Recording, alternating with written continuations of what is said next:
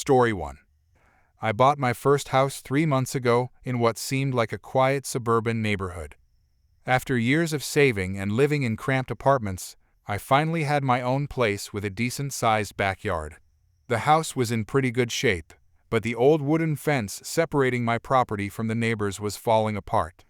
Half the boards were rotting, and the whole thing was leaning at a dangerous angle. So naturally, one of my first projects was replacing that fence. I spent weeks researching different options, getting quotes, and finally settled on a beautiful white vinyl fence. It wasn't cheap, but it would last for decades and looked clean and modern. The installation crew finished the job last Tuesday, and I was so proud of how it turned out. Pure white, perfectly straight, and it made my whole backyard look more put together. That's when I met Karen. I was in my backyard Thursday morning, watering my small vegetable garden, when I heard someone clearing their throat loudly behind me. I turned around to see a woman in her 50s standing right at my new fence. She had short blonde hair with obvious highlights, oversized sunglasses, and was wearing what looked like expensive workout clothes despite it being barely 9 a.m. "Karen, excuse me, are you the new homeowner?" "Me, yeah, that's me. Can I help you?"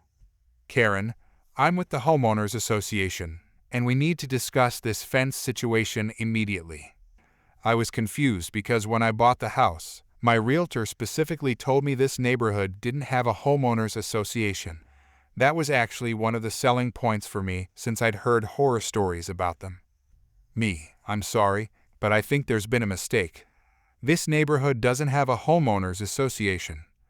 "Karen, of course it does. I'm the compliance officer, and this fence is completely unacceptable." She pointed at my beautiful new fence like it was covered in graffiti or something. "What's wrong with it? It's brand new, meets all the city codes, and I got all the proper permits." "Karen, the color is wrong. It's not the approved shade of white." I stared at her, thinking she had to be joking. The fence was white, like obviously white. There was no question about it. It's white. What other shade of white is there?" "Karen, this is clearly Arctic white or maybe snow white. The approved color is antique white only. This stands out way too much and is visually offensive to the entire neighborhood." I couldn't believe what I was hearing. This woman was standing in my backyard, telling me my white fence was the wrong shade of white. Look, I don't know who you are, but there's no homeowners association here. Even if there was, I followed all the city requirements, and the fence is on my property." "Karen, don't take that tone with me. I have the authority to enforce neighborhood standards, and this fence needs to be corrected immediately." She pulled out a folder from her oversized purse and started shuffling through papers like she was preparing to write me a citation or something. "Karen, you have 48 hours to repaint this fence in the correct color, or you'll face fines starting at $500 per day."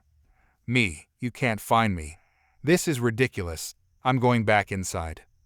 I started walking toward my house, but she called out after me.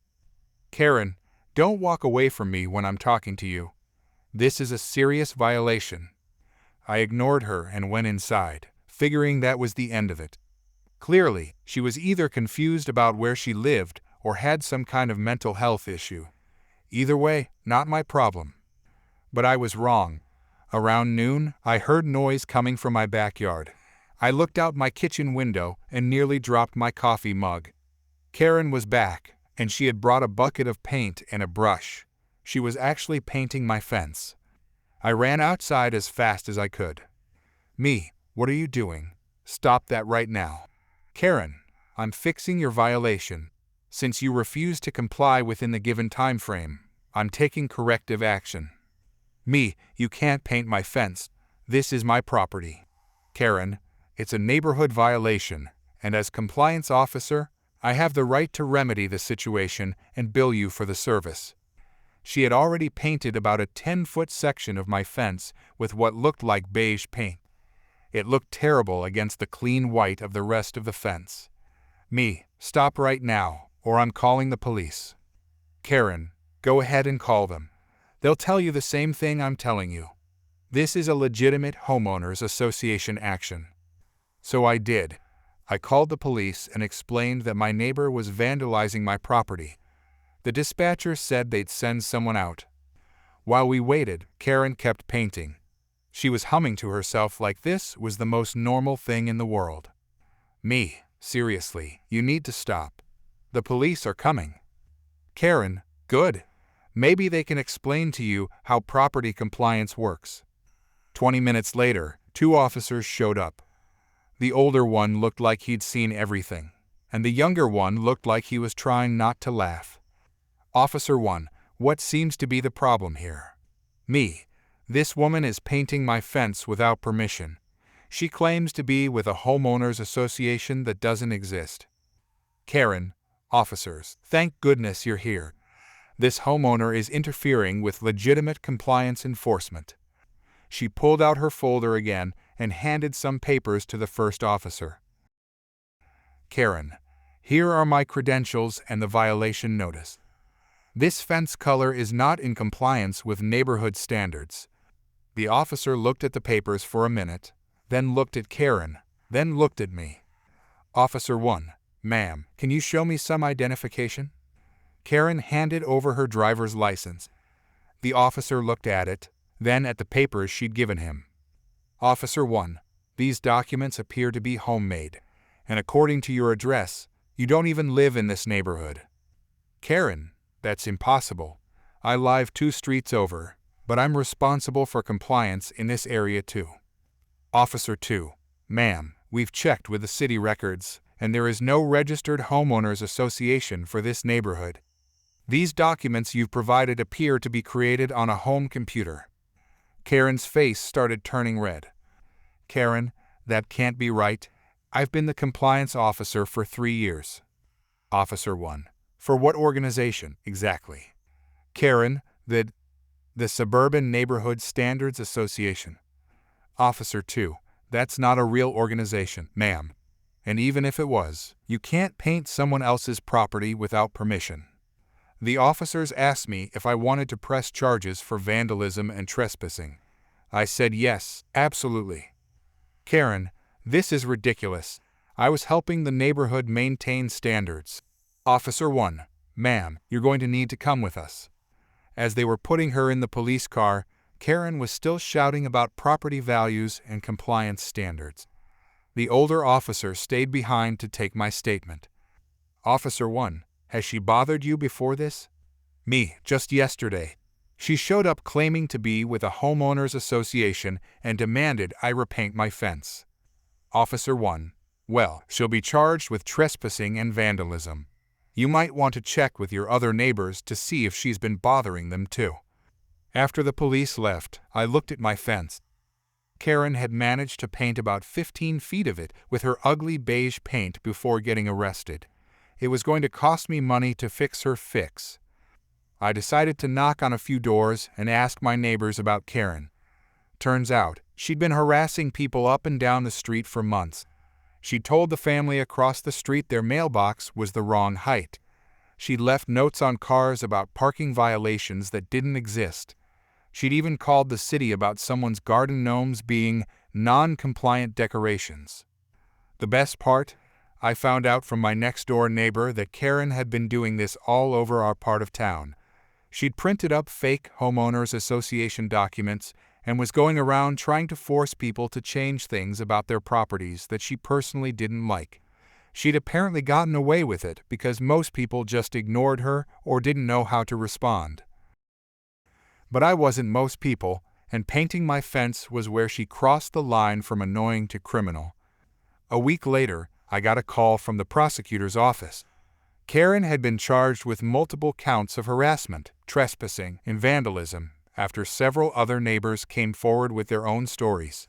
She'd also been fined by the city for impersonating an official organization. The prosecutor told me Karen had tried to plea bargain by offering to repaint everyone's property back to the original colors, but that just made things worse because it showed she knew what she was doing was wrong. I had to pay $300 to get the beige paint removed from my fence and have it properly restored to its original white color. but Karen had to pay restitution to me and 5 other neighbors for various property damage and harassment, plus court costs, fines, and community service. My fence is back to its beautiful, clean white color, and Karen is banned from setting foot in our neighborhood. I heard through the grapevine that she moved away a month later, probably to torment homeowners somewhere else.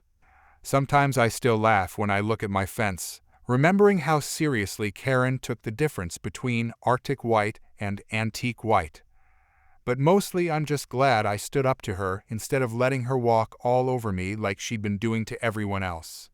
The whole experience taught me that sometimes the craziest sounding stories are completely true, and that there really are people out there who think they have the right to control everyone else's property. At least now I have a great story to tell at parties. Story 2. Working retail teaches you a lot about people, and most of it isn't pretty. I've been managing Tech World Electronics at the Westfield Mall for 3 years now, and I thought I'd seen every type of difficult customer. Until I met Karen. Let me give you some background first. Tech World is a smaller electronics chain that focuses on computers, phones, gaming equipment, and some small appliances. We're not one of the big box stores, but we do decent business because we actually know our products and provide good customer service. Our return policy is pretty standard: 30 days with receipt for full refund, 90 days with receipt for store credit, and after that we can only help if there's a manufacturer warranty issue. I've always tried to be flexible with customers when possible. If someone comes in on day 35 with a receipt and a good reason, I'll usually work with them. If they're polite and the item is clearly defective, I might bend the rules a little, but there are limits to everything. It was a busy Saturday afternoon when Karen walked in. The mall was packed, we had a line of customers, and I was already dealing with a staffing shortage because 2 of my employees had called in sick. I was behind the main counter helping customers when I noticed this woman standing near our small appliance display, holding what looked like a very old toaster. She waited in line like everyone else, which I appreciated. When she got to the counter, she plopped down this ancient-looking toaster that had clearly seen better days. The cord was frayed, there were crumbs falling out of it, and I could see what looked like mold around the edges. "Karen, I need to return this toaster." Me, "Okay, do you have your receipt?" Karen, "No, but I bought it here about 5 years ago." I looked at the toaster more closely. It was a Hamilton Beach model, and we'd never carried that brand in our store. We only sold Cuisinart and Black & Decker small appliances. Me, "I'm sorry, but we don't carry this brand. Are you sure you bought it here?" Karen, "Of course I bought it here. Where else would I buy a toaster?" Me, "Well, this is a Hamilton Beach toaster, and we've never sold that brand. You might be thinking of a different store." Karen, "Don't tell me where I bought my toaster. I know where I shop." Her voice was getting louder, and other customers were starting to look over. I tried to keep things calm. Me, "I understand, but even if you had bought it here, our return policy is 30 days with receipt, or 90 days for store credit. This toaster is clearly several years old." Karen, "That's ridiculous. A toaster should last longer than 30 days. Me, "You're absolutely right, but you said you bought it 5 years ago. Our return policy can't cover items that old." Karen, "Well, your return policy is stupid, and I want my money back." Me, "Ma'am, I can't give you money back for an item we never sold, that you bought 5 years ago, without a receipt. That's just not how retail works." Karen, "Get me your manager." Me, "I am the manager." Karen, "Then get me your district manager." Me, "The district manager isn't here. Look, I'd be happy to help you find the store where you actually bought this toaster. There's a Target and a Best Buy in this mall that both carry Hamilton Beach products." Karen, "I bought it here, and I want my money back now." She was starting to shout, and the line behind her was getting restless. One of my employees, the new kid I'd hired last month, looked nervous. Me, "I'm sorry, but I can't process a return for this item. If you'd like to buy a new toaster, I'd be happy to show you what we have in stock." Karen, This is unacceptable customer service. I'm never shopping here again. Me, I understand you're frustrated, but my hands are tied. Is there anything else I can help you with today? That's when things went from annoying to completely insane. Karen, you people are all the same.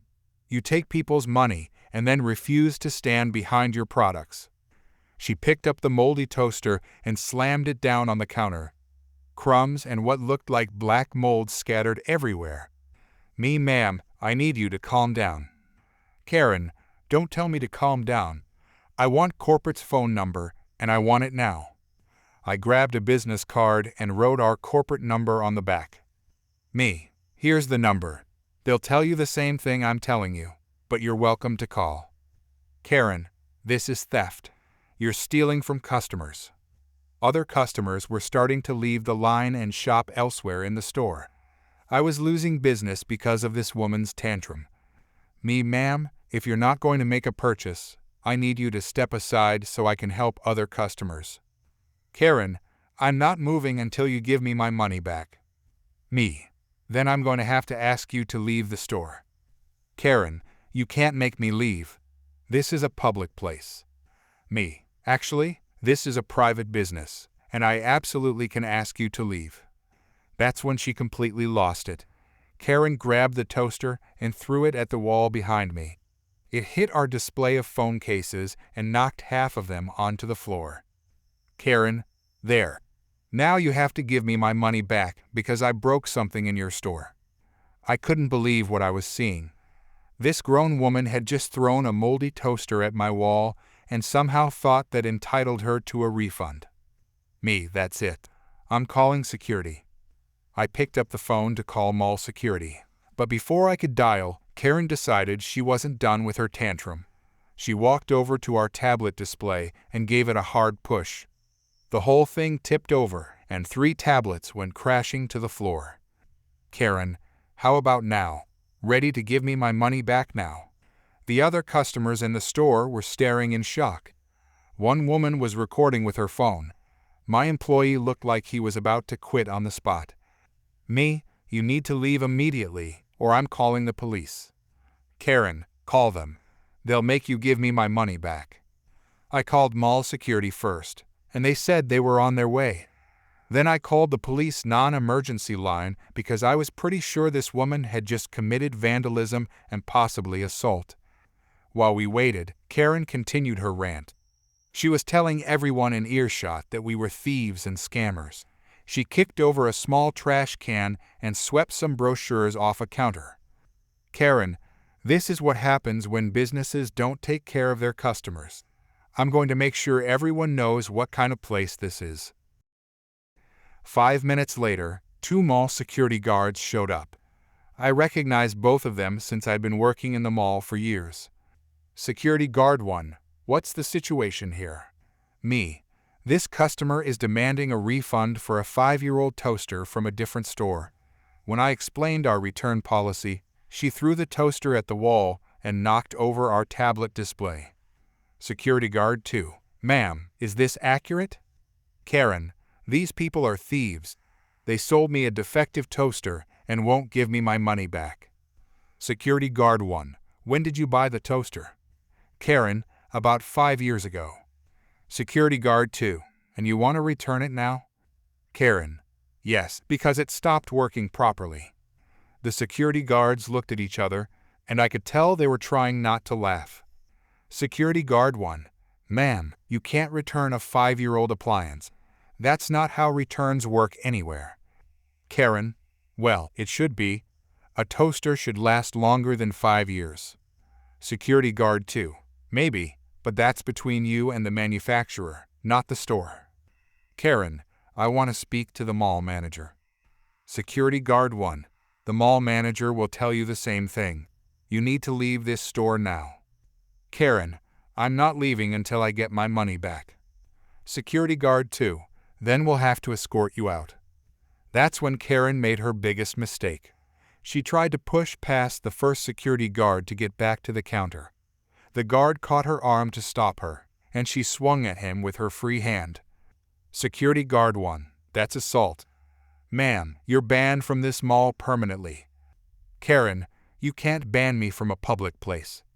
Security guard 2. "This is private property, and yes, we absolutely can ban you." They escorted her out while she was still screaming about her rights and demanding to speak to someone in charge. Before they left, the first guard came back to get my information for their incident report.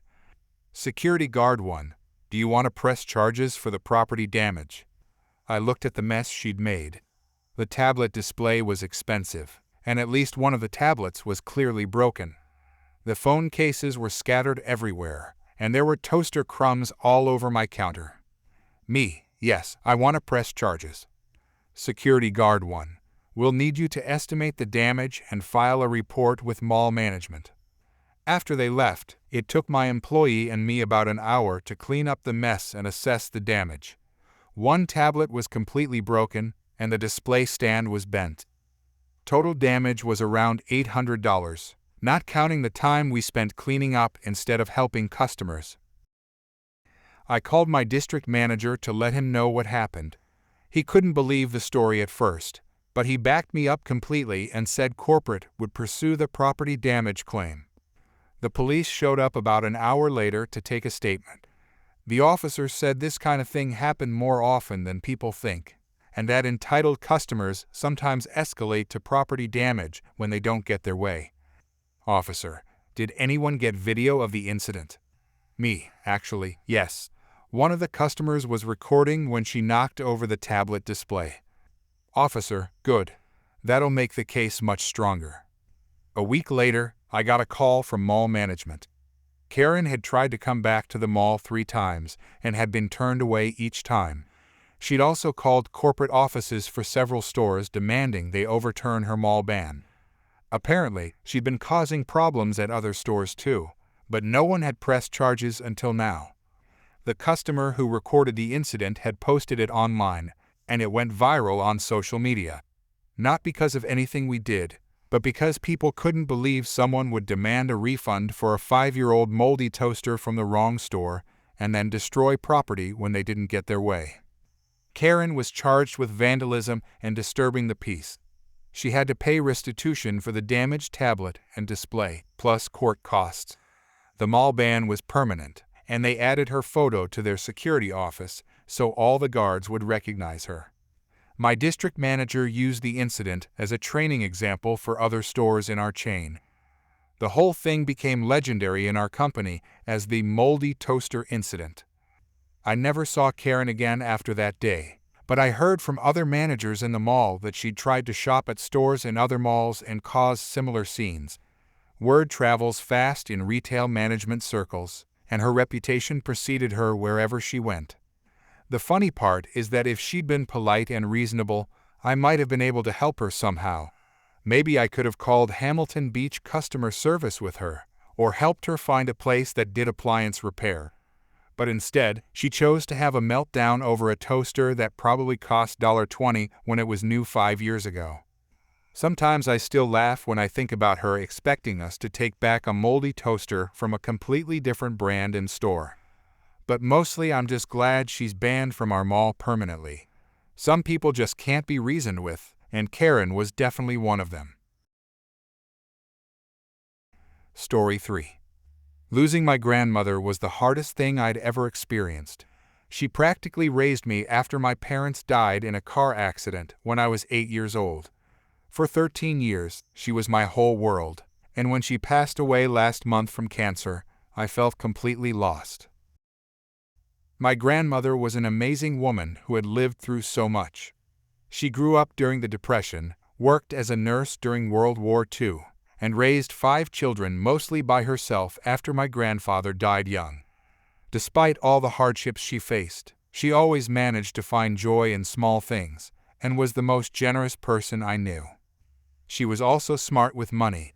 She'd saved and invested carefully her whole life, and by the time she passed, she had accumulated a decent estate, nothing huge, but enough to make a difference in people's lives.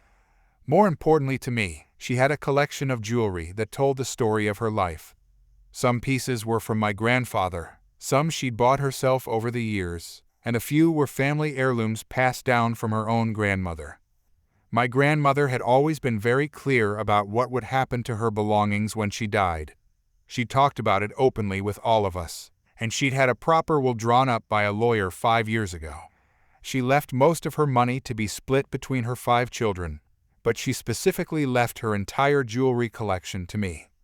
She'd told me many times over the years that she wanted me to have the jewelry because I was the only one who really appreciated the stories behind each piece. When I was younger, I used to sit with her while she got ready for church or special occasions, and she'd tell me about each necklace, ring, or bracelet she put on. The most special piece was her engagement ring, a simple but beautiful diamond solitaire that my grandfather had saved for months to buy in 1952. She always said it represented true love and commitment, and she wanted me to have it for when I got engaged someday. The problem started right after the funeral. My Aunt Karen, who was my grandmother's youngest daughter, had always been the most difficult member of our family. She was in her 50s, had been married and divorced 3 times, and had a history of making poor financial decisions and then expecting family members to bail her out. Karen had barely visited my grandmother during her illness, maybe 3 times in the 8 months she was sick. She always had excuses: work was too busy, she couldn't afford the gas money for the 2-hour drive, or she didn't want to see my grandmother in that condition. But the rest of us were there constantly, especially me since I was home from college and could help with daily care.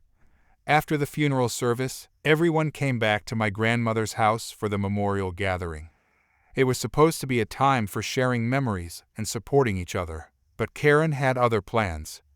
I was in the kitchen helping prepare food when Karen cornered me. "Karen, we need to talk about your grandmother's jewelry." Me, what about it? Karen, well, obviously the will needs to be updated. She wrote that thing 5 years ago when you were just a teenager. Me, the will is legal and valid. Grandmother knew exactly what she was doing when she made it. Karen, but you're only 21. You have no idea how to properly care for valuable jewelry, and you certainly don't need it at your age. I couldn't believe what I was hearing. My grandmother had been dead for less than a week, and Karen was already trying to take away the one thing she'd specifically left to me. Me, grandmother wanted me to have the jewelry. She made that very clear. Karen, she was old and sick when she made those decisions. She wasn't thinking clearly about what made sense. Me, she was perfectly clear about everything right up until the end. And she talked about leaving me the jewelry for years before she got sick. Karen, look, I'm not trying to be mean, but you're in college. You live in a dorm room. Where are you even going to keep all that jewelry? It'll just sit in a box somewhere. Me, that's not your decision to make. Karen, as the oldest daughter, I think I should be the one to hold on to the jewelry until you're older and more responsible. I was getting angry, but I tried to stay calm because we were at a memorial gathering with other family members around. Me, grandmother left it to me, not you. The will is clear about that. Karen, wills can be contested, especially when they don't make logical sense. Me, there's nothing illogical about leaving jewelry to your granddaughter. Karen, there is when that granddaughter is too young to appreciate what she's been given. Other family members were starting to notice that we were having a heated conversation in the kitchen, so I tried to end it. Me, I'm not discussing this anymore today. We're here to remember grandmother, not fight about her belongings. Karen, fine, but this conversation isn't over. I walked away and tried to focus on the other family members who were sharing memories and looking through photo albums, but I noticed Karen kept watching me throughout the afternoon, and she seemed to be paying particular attention to when I went upstairs to my grandmother's bedroom. The jewelry was still in my grandmother's bedroom in the same wooden jewelry box where she'd always kept it. I hadn't moved anything yet because I wanted to go through each piece carefully and remember the stories she'd told me about them. I'd planned to pack everything up the next day and take it back to my apartment. Around 4 p.m., most of the guests had left, and only close family members remained. I went upstairs to my grandmother's room to have a few minutes alone and say goodbye to the space where I'd spent so much time with her. That's when I found Karen in the bedroom, going through the jewelry box. Me, what are you doing? Karen, I'm just looking at everything. This jewelry is worth a lot of money, you know? Me, please don't touch anything. Grandmother left it to me, and I want to pack it myself. Karen, I'm not hurting anything. I'm just seeing what's here. She was holding my grandmother's engagement ring, the one that meant the most to me. Me, please put that back. Karen, this ring is worth at least $3,000. Maybe more if the diamond is higher quality than I think. Me, it's not about the money. Put it back. Karen, see, this is exactly what I'm talking about. You're thinking with your emotions instead of being practical. A 21-year-old has no business owning a ring this valuable. Me, give me the ring. Karen, I think I should hold on to some of these pieces until you're older. She started putting rings and necklaces into her purse. Me, stop. You can't take those. Karen, I'm not taking them. I'm protecting them until you're mature enough to handle the responsibility. I couldn't believe she was actually stealing from me at my grandmother's memorial gathering. I tried to grab her purse, but she pulled it away. Karen, don't be dramatic. I'm doing this for your own good. Me, you're stealing my inheritance. Karen, I'm protecting family heirlooms from a child who doesn't understand their value. I was furious and didn't know what to do. I couldn't physically fight with her, and I was afraid that if I made a scene, it would ruin the memorial gathering for everyone else. Me, I'm telling my uncle about this. Karen, go ahead. He'll agree with me that you're too young for this kind of responsibility. I ran downstairs to find my uncle, who was my grandmother's oldest son and the executor of her will. He was in the living room talking with my cousin. Me, Uncle, I need to talk to you privately. Uncle, what's wrong? You look upset. Me, Karen is upstairs going through grandmother's jewelry and putting pieces in her purse. She says she's going to keep them until I'm older. Uncle, she's doing what? Me, she's taking my inheritance. She says I don't deserve it because I'm only 21. My uncle's face got very serious. Uncle, show me. We went upstairs, and Karen was still in the bedroom with her purse open, sorting through jewelry. Uncle, Karen, what are you doing? Karen, I'm making sure these valuables are properly protected.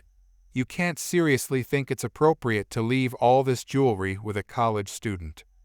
Uncle, the will specifically leaves the jewelry collection to her. That's what Mother wanted. Karen, Mother was old and sick. She wasn't thinking about practical considerations. Uncle, Mother was sharp as a tack right up until the end, and you know it. Put the jewelry back. Karen, I'm the oldest daughter. I should be the one making decisions about family heirlooms. Uncle, you're not the executor of the will. I am. And the will is very clear about who gets what. Karen, this is ridiculous. She's going to lose or damage everything. My cousin had followed us upstairs and was watching the whole argument. Cousin, Karen, you need to put everything back. This isn't right. Karen, stay out of this. This is between the adults. That comment really made me angry because she was basically calling me a child while she was literally stealing from me. Me, I'm an adult, and grandmother left that jewelry to me because she trusted me with it. Karen, trust isn't the same as wisdom. Sometimes adults have to make decisions for young people who don't know better. Uncle, Karen, I'm not going to ask again. Put the jewelry back in the box. Karen, fine, but I'm contesting the will. This distribution doesn't make sense, and any reasonable person would agree with me. She started putting the jewelry back, but I noticed she was being very rough with the pieces, like she was angry that she had to return them. Uncle, be careful with those. They belong to Mother. Karen, I know whose they were. I'm her daughter, in case everyone forgot. After she put everything back, Karen stormed out of the room, and then out of the house without saying goodbye to anyone. My uncle shook his head. Uncle, I'm sorry you had to deal with that today. Your grandmother specifically chose to leave the jewelry to you, and that's what's going to happen. Me, she really scared me. I thought she was going to take everything. Cousin, did anyone else see what just happened? Uncle, why? Cousin, because I recorded some of it on my phone.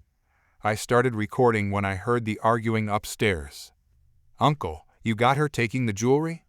Cousin, yeah, and her saying that she was going to keep it until she thought you were old enough. Uncle, good. Keep that video safe. If she tries to contest the will, we'll need evidence of her trying to steal the inheritance. The next day, I packed up all the jewelry and took it back to my apartment. I bought a small safe to keep everything secure, and I only wore a few of the less valuable pieces on special occasions. 2 weeks later, my uncle called me. Uncle, Karen hired a lawyer and filed a petition to contest the will. Me, can she do that? Uncle, she can try, but she doesn't have grounds for it. The will is valid, and Mother was mentally competent when she wrote it. Me, what happens now? Uncle, we'll have to go to court and present evidence that the will reflects Mother's true wishes. The video your cousin took will be very helpful. The court hearing was scheduled for 6 weeks later. In the meantime, Karen had been calling other family members trying to get them to support her claim that the jewelry should go to her instead of me. Most of the family thought she was being ridiculous, but a couple of relatives said they could see her point about me being too young. That hurt because I'd expected my family to support me. When we got to court, Karen's lawyer argued that my grandmother had been influenced by my close proximity during her illness, and that leaving valuable jewelry to a college student was evidence of diminished capacity. Our lawyer presented evidence that my grandmother had been talking about leaving me the jewelry for years, long before she got sick. We had witnesses who testified that she'd mentioned it at family gatherings and had even shown me specific pieces while explaining why she wanted me to have them. Then our lawyer played the video my cousin had taken of Karen going through the jewelry box and claiming she had the right to take it. The judge watched the whole thing and then asked Karen's lawyer if his client had taken jewelry from the estate without authorization. Karen's lawyer, my client was protecting valuable assets from potential loss or damage. Judge, by removing them from the property without permission from the executor. Karen's lawyer, she had concerns about the security of the items. Judge, did she inform the executor of these concerns before taking the items? Karen had to admit that she hadn't talked to my uncle before going through the jewelry box. The judge ruled that the will was valid and that there was no evidence of diminished capacity or undue influence. The jewelry collection would go to me as specified in the will. But then the judge said something I wasn't expecting. Judge, however, I'm troubled by the evidence showing that the petitioner attempted to remove estate assets without authorization. This behavior suggests a willingness to circumvent the legal process for personal gain. Karen's lawyer tried to object, but the judge continued. Judge, I'm ordering a review of the entire will to determine if the petitioner's conduct should affect her own inheritance from the estate. It turned out that my grandmother had left Karen $15,000 in the will, plus some furniture and family photos. Because Karen had tried to steal my inheritance, the judge ruled that her actions showed conduct inconsistent with the decedent's intentions and reduced her inheritance to just the furniture and photos. Karen lost the $15,000 and had to pay court costs and lawyer fees. The money that would have gone to her was distributed to the other beneficiaries instead. My uncle called me after the hearing. Uncle, your grandmother would have been proud of how you handled this. You stood up for yourself without being vindictive. Me, I just wanted what she left me. I never expected Karen to lose part of her inheritance too. Uncle, that was her choice. She could have accepted Mother's wishes and kept her mouth shut, but she chose to fight and steal instead. Karen tried to apologize a few months later, claiming she'd just been emotional and wasn't thinking clearly. But it was too late. The family relationships were permanently damaged, and most of us stopped inviting her to family gatherings. I still have all of my grandmother's jewelry, and I treasure every piece. I wear her engagement ring sometimes when I want to feel close to her, and I plan to save it for my own engagement someday, just like she intended. The whole experience taught me that grief can bring out the worst in people, but it also showed me which family members truly cared about honoring my grandmother's wishes versus those who only cared about what they could get for themselves. Karen was wrong about me being too young to appreciate the jewelry. Every time I look at those pieces, I remember my grandmother's stories and feel connected to the family history she wanted me to carry forward. That's worth more than any amount of money.